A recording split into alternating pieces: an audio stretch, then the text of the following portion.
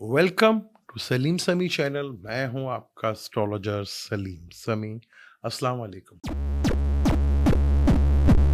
आज का टॉपिक आपके बारे में है। यानी आज हम बात करेंगे आपकी, और जिस प्लैनेट्स को लेके बात करेंगे वो है जोहल, जिसको आप सैटर्न भी कहते हैं, जिसको हिंदी में शनि भी कहते हैं। वही सैटर्न जो मून से 12वें घर में हो तो साढ़सती स्टार्ट होती है। मून लगन में हो तब भी, अगर सैटर्न लगन में हो तो साढ़सती होती है। मून से दूसरे घर में भी सैटर्न हो तो साढ़सती होती है। लेकिन आज हम ढैये की बात करेंगे। जो मून आपका जहां भी बैठा हो उससे 8वें घर में हो तो ये ढैया कहलाता है, या 4th हाउस में हो तो ये ढैया कहलाता है। अब आजकल जिनको ये ढैया लगा हुआ है वो एक तो बुर्ज असद वाले हैं और दूसरे बुर्ज सैगिटेरियस यानी कौस वाले हैं। तो ये दो ज़ोडिक साइन है जिनको आजकल ढैये के असरात चल रहे होंगे। अच्छा, मून से 4th हाउस में तो बन गया सैगिटेरियस का। मैं जिनका मून साइन सैगिटेरियस है तो पाइसिस में 4th हाउस में बैठा हुआ है तो उनको ढैया लगा। और जिनका मून साइन बुर्ज असद या ल्यू है तो उनके 8वें घर से ढैया लग गया। 8वें घर का ढैया की बात करते हैं, यानी बुर्ज असद की बात करते हैं। अक्सर अमूमन हमारे यहाँ पे लोग कुछ तो लोग थोड़ा बहुत जानते हैं एस्ट्रोलॉजी को, उन्हें पता चल जाएगा। यहाँ मून साइन को ही देखना बस, कि मून साइन ही बड़ा इंपॉर्टेंट है। जिनको नहीं भी पता वो किसी भी वैदिक एस्ट्रोलॉजी की ऐप, मोबाइल तो अब सबको यूज़ करना आता है। वो कहते हैं हमें मोबाइल यूज़ करना नहीं आता, तो ये तो झूठ ही होगा। तो किसी भी एप्लीकेशन में, वैदिक एस्ट्रोलॉजी की एप्लीकेशन में जाकर आप वहाँ पे अपना full name, date of birth, time of birth और प्लेस ऑफ बर्थ डाल दें तो आपका सामने वो चार्ट आ जाएगा। जहाँ नंबर लिखा होगा, अमूमन नंबर भी लिखे होते हैं, जहाँ 5 नंबर लिखा होगा वो बुर्ज असद कहलाएगा। अगर वहाँ पे मून का निशान इस तरह बना होता है, ये मून लिखा था MO। इसी तरह सैगिटेरियस है तो वहाँ से भी आपको पता चल जाएगा, या कोई भी जाके चेक कर सकता है। अब कई लोगों के पास टाइम ऑफ बर्थ नहीं होता, तो यहाँ आप कोई सा भी टाइम डाल दें तो आपको मून साइन को सिर्फ देखना है। बहुत कम लोग होंगे जिनको बड़ा लास्ट डिग्री इसके ऊपर होगा, तो इससे भी आपको जज हो सकता है। जब मून 8वें घर में है, यानी बुर्ज असद वालों के लिए, अब जो जो बुर्ज असद है वैदिक एस्ट्रोलॉजी से, जो जो वैदिक एस्ट्रोलॉजी से बुर्ज असद है यानी कि ल्यू है, तो उनके 8वें घर में बैठा हुआ। 8वां घर प्रॉब्लम्स का घर होता है। 8वां घर टेंशन्स का घर होता है, जिंदगी का भी घर माना जाता है। यानी जितनी भी लंबी बीमारी या लंबी परेशानी जो है वो 8वें घर से देखी जाती है। 8वां घर रिसर्च का भी घर होता है। 8वां घर आपके पार्टनर का सेकंड हाउस होता है, आपके ससुराल का भी होता है। यहाँ अगर सैटर्न बैठ जाए, वो लगन से ये 8वां घर है, तो जब यहाँ सैटर्न बैठ जाए तो यहाँ से सैटर्न जब बैठता है तो जहाँ बैठता है वहाँ पे अच्छे रिजल्ट दे देता है। सैटर्न, सैटर्न की ये खूबी है कि जहाँ बैठता है वहाँ से रिलेटेड आपको अच्छे फायदे उसके मिल जाते हैं। जहाँ ये देखता है वहाँ से बड़ी प्रॉब्लमेटिक चीज़ें होती हैं। अब यहाँ से बुर्ज असद वालों के वो तीसरी नज़र से 10वें घर को देखेगा तो कैरियर, चलता चलता कैरियर आपको रुकता हुआ नजर आएगा। आप कहेंगे यार अच्छा भला काम चल रहा था, एकदम रुक गया। ये प्रॉब्लम आपको फेस करना। डील बनते बनते आपकी रुक जाती होगी, तो यार डील बन रही थी वो एकदम रुक गई, या इतनी की डिले हो जाती हैं कि आपको कंप्रोमाइज करना पड़ जाता है। या आप इतने को होते हैं यार अब ऐसे के हालात हो गए हैं कि जो भी एसेट पड़ा हुआ था, जब तक वो खत्म ना हो जाए अगले पैसे के आसार ही नहीं बनते। तो काम इस तरह डिले फैक्टर्स होता है, इसी तरह चीज़ें आती हैं, रुक रुक कर आता है। वो जब इतनी की नौबत आ जाती है कि यार अब मुझे चलो ज़रूरत है तो कंप्रोमाइज़ कर लें, कंप्रोमाइज़ करवा देता है। अब 7वीं नज़र पड़ती है इसके आपके दूसरे घर में, दूसरा घर आपका फैमिली का, आपके पास कितना एसेट है, वहाँ प्रॉब्लम आना शुरू हो जाती है। फैमिली से रिलेटेड आपको कोई ना कोई प्रॉब्लम शुरू हो जाएगी। मिसेस को लेके हो जाएगी, मदर को लेके, बेटों को लेके, औलाद को लेके कोई ना कोई प्रॉब्लम आपको फेस करना पड़े। यही फाइनेंस का घर है। तो फाइनेंस जो है आप देखते हैं यार, अभी मैंने पैसा लगाया, फिर मुझे खर्चा पड़ गया, फिर मुझे खर्चा पड़ गया, और जब तक आपका वो खत्म नहीं हो जाता, अगले के आसार नहीं बनते। वहाँ आप एक एसेट जोड़ा होता है यार, अच्छा चलो आते हैं कमाते हैं तो फिर लगा लेंगे, इसको जोड़ के रखते हैं, जोड़ के रखते हैं, वो आपका बिल्कुल निकल कर फारिग हो जाता है। फैमिली में भी मिसअंडरस्टैंडिंग। फिर 10वीं नजर इसकी पड़ती है जो लगन से 5वां घर बनता है, जिसको सेक्रेटरीज कहते हैं लीव वालों के लिए। अच्छा, 5वां घर आपके इंटेलिजेंस का भी होता है, आपकी अकल का भी होता है, आपके थॉट्स का भी होता है, आपकी क्रिएटिविटी का भी होता है, आपकी औलाद का भी होता है, आपके लव अफेयर्स का भी होता है। अब सबसे ज्यादा इंपॉर्टेंट यहाँ पर ये आपकी अकल का घर होता है। तो यहां सैटर्न सबसे पहले आपकी अकल के ऊपर पर्दे डालना शुरू करता है। फर्ज कर लें अगर आपकी अकल के ऊपर पर्दे पड़ गए तो फिर तो कोई भी एस्ट्रोलॉजर या कोई भी आपको बचाना मुश्किल हो जाएगा। यहां अकल का दामन किसी भी कीमत पर नहीं छोड़ना, यानी अकल का इस्तेमाल हर जगह करना है। अगर आपको एक जगह 100 रुपीज आप कमाते थे, नहीं हो रहा, तो भाई 70 पे गुजारा करना पड़ेगा, इस तरफ लेके आना पड़ता। अब 10वें घर को जब देखता है तो ईगो भी पैदा करता है, या तो मैं तो इतने पैसे लेता था, मैं इतने लूंगा, उस ईगो को भी खत्म करना है। जहां आपने ईगो दिखाई नहीं तो उसने आपका बेड़ा गर्क किया नहीं।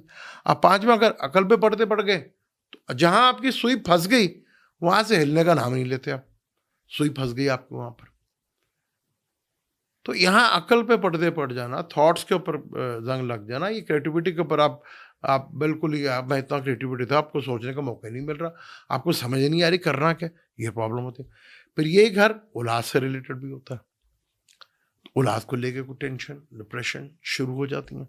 फिर यही घर जो टीनेजर हैं या कैसे, मतलब यहाँ पर टीनेजर कह लें, मिडिल एज कह लें, बाबा जी कह लें, 60 से ऊपर कह लें, 70, जो से मर्जी मॉडल आप समझ लें कि 20 का मॉडल, 40 का मॉडल, 60 का मॉडल, ये 80 का मॉडल।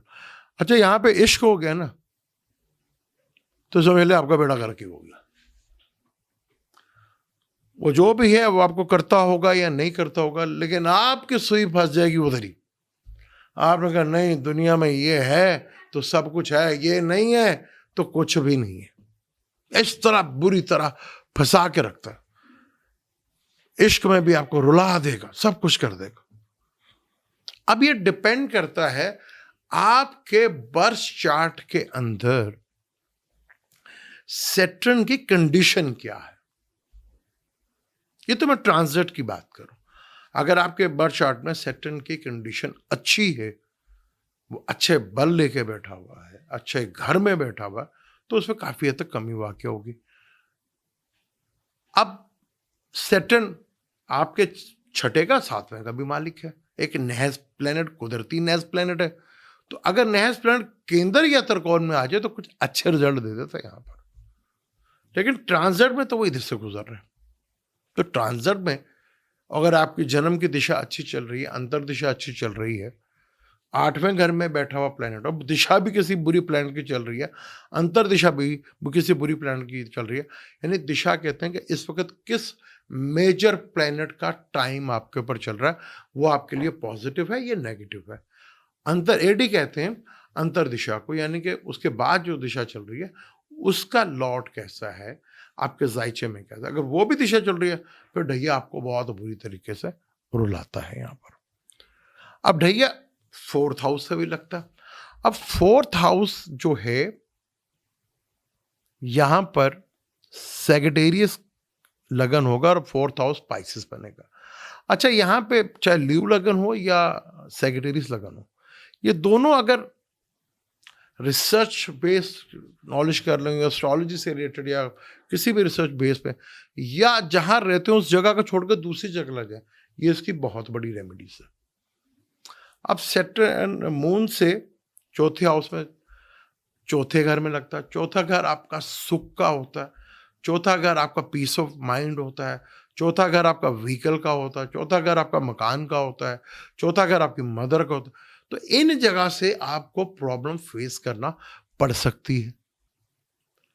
आपने घर लेना चाहा, पता लगे घर के डॉक्यूमेंटेशन जो है प्रॉब्लमेटिक है, गाड़ी कब्जे का है या प्रॉपर्टी कब्जे का, गाड़ी ली वो उसमें 2 नंबर ही हो गई।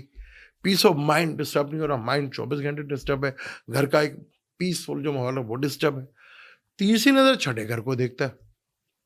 छठा घर आपका सर्विस का घर है, आपकी जॉब का घर है, आपके लिटिगेशंस का घर है, आपके कंपटीशंस का घर है, तो वहाँ चीज़ों को थोड़ा डिस्टर्ब करता है। 10वीं नज़र ये लगन को देखता है। अब है तो ये कुदरती ऐसी प्लान, लगन को देखेगा, टेंशन आएगी, डिप्रेशन आएगी। लेकिन इसके लिए उतना ही ज़रूरी है कि सैटर्न कितना आपके कुंडली में स्ट्रॉन्ग है। अगर कंबस्ट है, 0 डिग्री है, 0 डिग्री पे बात तो बहुत अच्छा रिजल्ट देता है, लेकिन कंबस्ट हो तो ये एक अच्छी चीज़ हो जाती है कि जब आपके उसके साथ कम मिलते हैं। अब ट्रांजिट में तो इधर बैठा हुआ है, तो अब आप मुझे आप बताना कौन से ल्यू वाले और सेक्रेटरीज वाले हैं जिनको पीस ऑफ माइंड को लेके, घर को लेके, व्हीकल को लेके, वालदा को लेके, पीस ऑफ माइंड को लेके, घर लिए वहाँ प्रॉब्लम आ गई, काम को लेके प्रॉब्लम आ गई, वहाँ काम इतना डिले मिला कि प्रॉब्लम हो गई, आपने काम पकड़ा, करने की कोशिश की, उसमें इतनी डिले आ गई, वहाँ डिस्प्यूट पड़ गया, लड़ाई झगड़ा हो गया, लिटिगेशन हो गई। अब 10वीं नज़र कैरियर को देखता है, तो कैरियर का मालिक भी है, तो कैरियर के चीज़ें बनाता तो है, पर ये लगन को देखता है। अगर आप डिसिप्लिन में आ गए, आप अपने अंदर सुस्ती ख़त्म कर दी और सुबह उठने की आदत आपको हो गई सन राइजिंग के टाइम के ऊपर, तो सैटर्न की दूसरी सबसे बड़ी रेमेडी उसको ही करता है। सैटर्न डिसिप्लिन का भी है। यहाँ जब आपको ढैया लगे तो आपको डिसिप्लिन से जो है वो कायम रहना है, यहाँ पर उसको नहीं तोड़ना। अब जो ल्यू है या सेगिटेरियस है, अब जिनको चार्ट देखना नहीं भी आता तो वो ये ज़रूर अंदाज़ा कर लें, वो जाके किसी भी एप्लीकेशन में जाकर, सिंपल सा है, किसी भी वैदिक लिखें एस्ट्रोलॉजी में, इतना आप काम बड़े आराम से कर देते हैं। अच्छा, मैंने देखा कमेंट्स के नीचे अपनी डेट ऑफ बर्थ लिख देते हैं। आज तक आपने जब भी डेट ऑफ बर्थ लिखी, मैंने किसी का जवाब दिया? कभी भी नहीं दूंगा, ना देता हूं मैं कभी। ये तो आपका काम है, आप देखें। अगर आपके साथ ऐसी चीज़ें हो रही हैं तो फिर उसका देखते हैं कि क्या आपको हल उसको होना चाहिए। बाज़ ढैया लग रहा है लेकिन उनकी दिशाएं अच्छी हैं तो उनका अच्छा वक्त गुजर रहा है, लेकिन ट्रांजिट में ही है। अब जैसे ल्यू वालों के लिए थोड़ी प्रॉब्लमेटिक ये है कि सैटर्न भी इधर बैठ गया, वीनस आया तो एक अच्छी चीज़ थी, सन भी इधर आ गया, यानी लगन का मालिक भी 8वें घर में आ गया, तो यहां तो आपको बहुत ज्यादा एहतियात करनी। कोई बीमारी लग सकती है, कोई फड्डा हो सकता है, टेंशन आ सकती है। फिर मार्स पे जब इधर आ जाएगा तो बहुत केयरफुल होकर आपको यहां पर चलना पड़ेगा। जब मार्स यहां पे आएगा, अभी सैटर्न थोड़ा कंबस्ट है तो थोड़ा रिलीफ आपको मिला होगा, और पहली तक ये है। तो यहां पर जिनका ल्यू है, ये सेगिटेरियस है, या जिनका भी पाइसेस में बैठा ना, जिनका मून पाइसेस से गुजर रहा हो, वहां पे भी ऐसे तंग करता है। तो यहां पर ये चीजें आपने देख लेनी है कि आपको इसने कितना तंग किया। ये आप ही के चार्ट से पता चलेगा। बारी बारी मैं सबको बताऊंगा कि किसके किस जगह सैटर्न बैठा और क्या रिजल्ट देगा आपको। अब ल्यू के लिए उसका एक घर छठा घर है।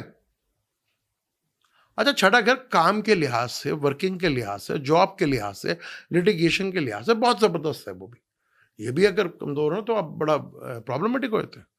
अक्सर लोगों को यहाँ प्रॉब्लम होगी कि उनके घर में जो लेबर तबके यानी कि जो सर्वेंट है वो नहीं मिल रहे होंगे, उनकी प्रॉब्लम होगी, मिलता तो छोड़ के चले जाते होंगे।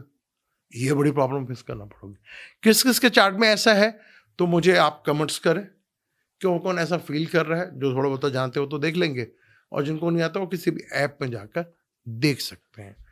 ये था हमारा आज का टॉपिक। इसी टॉपिक को जारी रखेंगे, सब ज़ोडिक साइन के ऊपर बात करेंगे और डिटेल के साथ बात करेंगे। मुझे इजाज़त, लेकिन जाने से पहले वीडियो को अगर अच्छी लगे तो लाइक भी। मैंने पिछली वीडियो सन ट्रांजिट के ऊपर बड़ी डिटेल के साथ बनाई है, उसमें मैंने तमाम प्लैनेट्स को लिया है, वो वीडियो ज़रूर देखिएगा, बल्कि इसका लिंक भी उसमें आपको मिल जाएगा। मुझे नहीं इजाज़त, इंशाल्लाह मिलते हैं वीडियो में। अल्लाह हाफ़िज़।